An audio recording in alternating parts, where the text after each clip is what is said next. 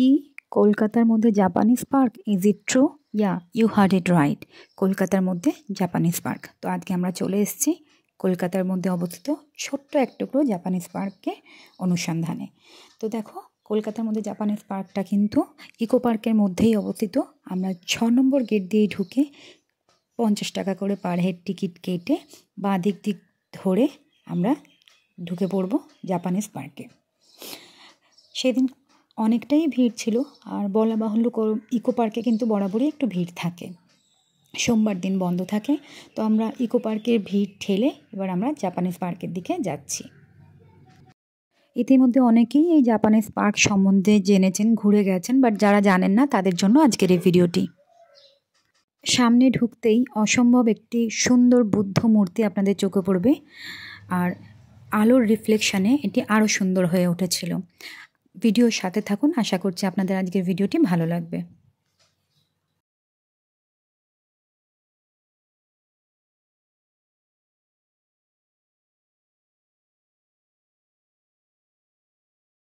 আর একটু আগিয়ে যেতেই সামনে একটি ঝিল রয়েছে, সেই ঝিলটি খুব সুন্দরভাবে সাজানো রয়েছে, গেলে আপনারা বুঝতে পারবেন।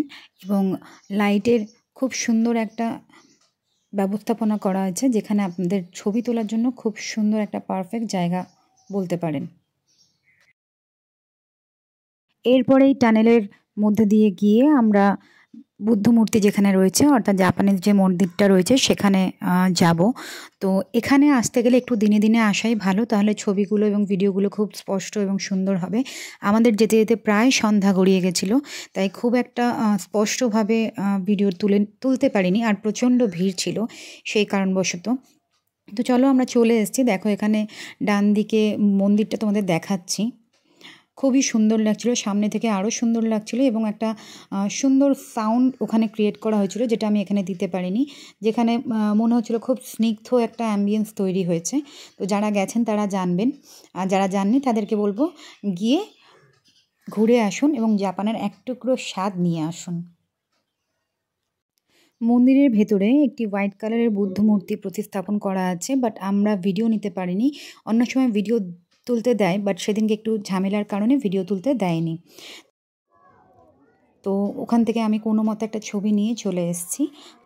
সেদিনে যে ঝামেলাটা হয়েছে সেটা হচ্ছে যে মন্দিরে ঢোকার সময় অবশ্যই জুতো খুলে ঢুকতে হবে, বাট কিছু কিছু জন আছে যারা জুতো পরে চলে গেছিলেন, তো সেই জন্য ওখান থেকে যারা গার্ডে ছিলেন তারা কেউই ভিডিও তুলতে দেয়নি, ইভেন একটা ফটো পর্যন্ত ক্লিক করতে দেয়নি সেই দিন, সেই মুহূর্তের জন্য।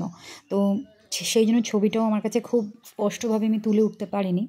আর যদি মনে করেন ঘুরতে ঘুরতে অনেকটাই ক্লান্ত হয়ে গেছেন, একটু রেস্টের প্রয়োজন আছে, একটু স্ন্যাক্স টাইম এনজয় করবেন, তো এরই মধ্যে এখানে তোমার রেস্টুরেন্ট আছে, যেখানে আপনারা অনায়াসে আপনাদের স্ন্যাক্স টাইম এনজয় করতে পারেন। আর যদি না চান তাহলে বাইরেও কিন্তু অনেক রকম শপ রয়েছে, যেখানে আপনি আপনার পছন্দ মতন খাবার কিনতে পারেন, বাচ্চাদের নিয়ে একটা স্ন্যাক্স টাইম এনজয় করতেই পারেন নদীর ধারে। তো আমরাও তার বৃথা যাইনি, তো আমরাও এখানে একটুখানি স্ন্যাক্স টাইম এনজয় করে তারপরে বাড়ির দিকে চলে আসি। তো আজকের ভিডিওটা আপনাদের কেমন লেগেছে অতি অবশ্যই জানাবেন, কিন্তু পরবর্তীকালে আরও নতুন নতুন ভিডিও আপনাদের জন্য দিতে থাকবো। তো চলো, টাটা, আর ফলো করতে কিন্তু ভুলবেন না।